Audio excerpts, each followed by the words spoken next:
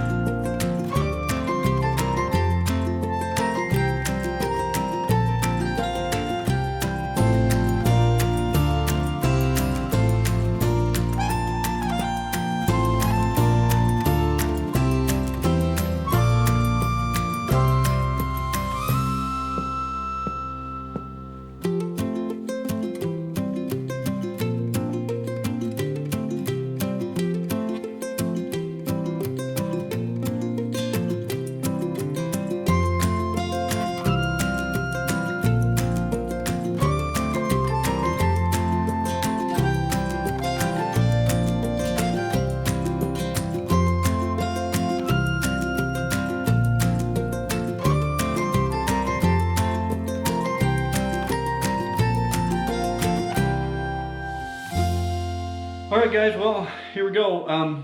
I got all the masking done.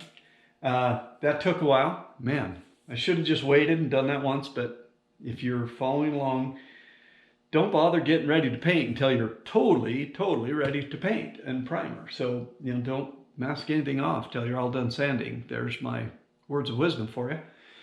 I have opened up my epoxy primer. I've got a quart of it here from eastwood.com. It's 1-to-1. You mix it with the activator, and you're going to spray it on, and you wait 30 to 60 minutes for it to flash before doing another coat.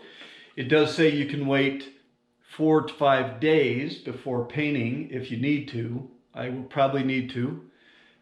Anything longer than that, and you have to kind of sand again just to give it some surface adhesion. So primer's here. I've got a couple little of these, the mixing buckets, and while I was at Home Depot, I stole a couple of sticks to mix with. So I think that part is ready. I've got, the compressor is over in that corner over there, and that's where one of my kind of joints between all the drop cloths that I hung up are. So I'll be able to bring the hose right out there, and I'll be able to get to the compressor. I've got my water separator kind of semi-plumbed up, and as it turns out, I think what you do is you put that little pressure regulator, what most people do, it looks like, is they put it right at the gun, so you can adjust your pressure right, at the gun fitting. So I got to get that all kind of dialed in, but then I think we're pretty much ready to go. I've got another tack cloth. I'm going to go over everything one more time with the tack cloth.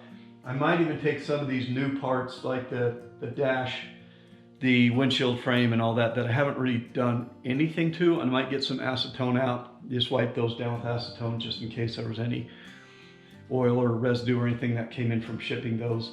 Up on the front, up there, I pulled all that, I had all that crinkled up paper that came in as packing material for something that I got. And I had put that initially over the engine. And when I went up there and started looking at that, every little crinkled up spot, every little valley in that paper was full of sanding dust. So there we go. I ripped all that off and I took some of that plastic from this new drop cloth and covered it over with that. Now I hear you that wherever you're spraying against plastic, it's best to use that treated plastic with the side that says paint this side. But I think that's more, you know, if you're working around your windows and all that kind of thing. I'm not directly going to be spraying onto that plastic. It's just going to be overspray. So I think we'll be all right. Famous last words. We've had some of those before, haven't we? So anyway, I got a few more things to kind of put away and get behind this back wall of my paint booth here. And then I will get my compressor rolling, get my gun all lined up, make sure that's ready to go. And I'll show you what I did as I do that. Once I get it, I won't make you watch me figure it out. But once I get it figured out, then I'll run through it real quick and show you what we did. And then if everything goes good, we're off to the races. I'm gonna start spraying. If not, I might spray some tomorrow, but I think I still have plenty of time today. It took way longer than I thought it would to remask this stuff off, but I think I still have time. So we'll see what happens, but I'll keep you posted. Briefly what I got over here on the floor. So I took some paper and some more of that drop cloth and kind of taped it down to the concrete so I can get right down there and spray if I need to without painting the floor. And I've got, again, the fender, the grill, the windshield frame, but I've also got all the little parts here. So this is the glove box door that goes in the dash. These are the hinges for the tailgate, the new hood hinges, and for the hood itself, and then the windshield hinges, and the windshield frame, obviously the dash and the grill. But over there, what I've done is all of the bolts that go into these hinges are all those round-headed hex head bolts, and they're all painted black right now. Some of them have primer on them, as does my hinges there.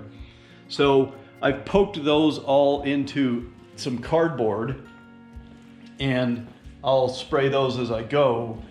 You know, when we start painting, obviously I want all this stuff painted. These bolts right here are the 4 bolts that hold those hinges for the tailgate on there. So I suppose there's going to be some of you wondering why I am choosing to paint the grill off of the Jeep and that fender as well. Part of it is because I want to make sure I can get around all these surfaces here so that my paint wraps completely around. And I was worried that I wouldn't be able to, if it was kind of all assembled, I would only be able to paint up to that edge. But I want to be able to get around it. And I think these faces here on the sides, I think I'll do those as well up here on the top. So there it is. Here's the hood sitting over here. So you can kind of see this whole 1-car side of the garage is pretty much covered up. But there's the Jeep, pretty much ready to go. And as I said, I put plastic up there instead of all that paper. So I'll show you how it goes. We start getting ready to rock and roll here. All right, guys, well, here's my setup as it is for now. This is the line feeding into the water separator. I have just zip tied that to the frame. I've got my outbound pressure probably not set quite high enough. I'm trying to dial, I got that dialed in at about, I think, 50 pounds. And then if we come over here to where the gun is going. So here's my gun. I had this little digital guide or pressure gauge that comes with it. They also sent me this kind of butterfly valve for shutting it off, and I thought that would be nice to have there, so I can, you know, shut the flow off of air to the gun when I want to take the gun off and clean it or whatever, or whatever. If I need to shut the air off, I can. So there we go. I think that's going to be all right. I got all my hose out here kind of ready to go. So I think, you know, I did get the spray hood and I have a Tyvek suit over there, and I think I'm going to go ahead and put those on now. So I look the part of a real painter, even if I'm one who doesn't know what the hell he's doing.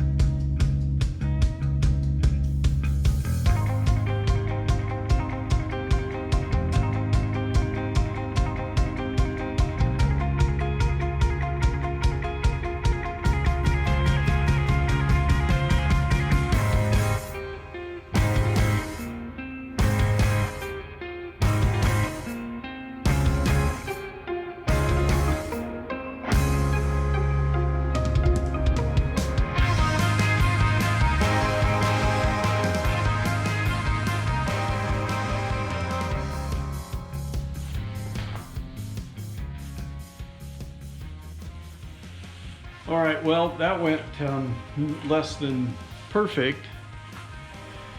I got to go read the instructions some more on the gun. I can't seem to figure out how to get the flow of the paint coming out of there properly. But I opened the garage door a little bit. I can go up a little ways without kind of getting in the way of my drop cloths. And so yeah, I just did the tailgate here. I've got it sitting here, it's flat. So I think I'm heavy on the primer, if nothing, I got too much on there. which I guess will be okay if I do wind up kind of running a little sandpaper across there. That cowl vent is going to need another coat. Obviously, that's plastic. And I did the glove box cover. So I don't know, the longer it sits, you know, it's kind of looking okay. But yeah, I'm not sure I got the little digital gauge figured out yet, and the gun itself. So I'm not really feeling like I'm getting my fan shape pattern going the way it's supposed to be. So while this flashes, I'm going to go do a little research and figure out what I might be doing wrong on the gun itself, and then mix up some more probably and tear after the rest of the stuff once I feel like I'm kind of getting it. So everything I've done so far is laying flat, so I have a fairly heavy coat on there, and I'm worried that if I'm not flat, I'm gonna run with the way I'm going. I know I need a bigger fan shape thing. So yeah, I got a little learning to do, but everything worked okay, and I think so far, for the very first time, probably all right. So okay, learn a little and mess around with it and see what I can do. So I'll be back in a while. Whew. All right, I got it. I got the first pass done here. It's pretty stinky in the garage here right now. I got the door open a little ways, get some air in here. I can't open it all the way, but I'm working on it. I'm gonna grab you off the tripod and give you a quick look around here. Bear with me. Okay, so here we have the fruits of our labors. Everything is the same color of gray now. And one thing I have definitely noticed is the filler is sucking that stuff in, and you can kind of see the different layers of filler. But we'll give her one more pass. There's a couple of spots where I had a couple of issues. I think, well, one thing, I didn't stir my primer well enough when I started out. So that very first shot I was shooting was the separated oil out of the primer. So I'm not sure that I didn't screw my primer up. It seems to be okay now, but it's thick as goo when you put it in the cup, and then it thins down when you put the activator in there with it. So I got that figured out. But every now and then I was getting a little droplet spitting out off the kind of fins on the side of the gun or whatever. So I got a couple spots that I'll sand those down with just some high grit stuff. But for the most part, I think it looks all right. I'm gonna get out of this garage now so I can breathe, and leave it here for now, and I'll come back and do another coat, and I'll give you a closer look once we've got another coat on everything and have done our little touch-up sanding. And yeah, but you know what? I feel like I got the hang of it. It went pretty well. Kind of messed around with the gun, getting the fan dialed in. The knob on the side of the gun is what makes your fan bigger or littler. So I was kind of doing that wrong when I first started out. I had to go up and read the book. The one at the back, the blue one at the back, determines how much paint you're putting down. Again, kind of messed with those as I was going. But I think everything looks like it's okay now to just sit and dry for a while, so not so bad.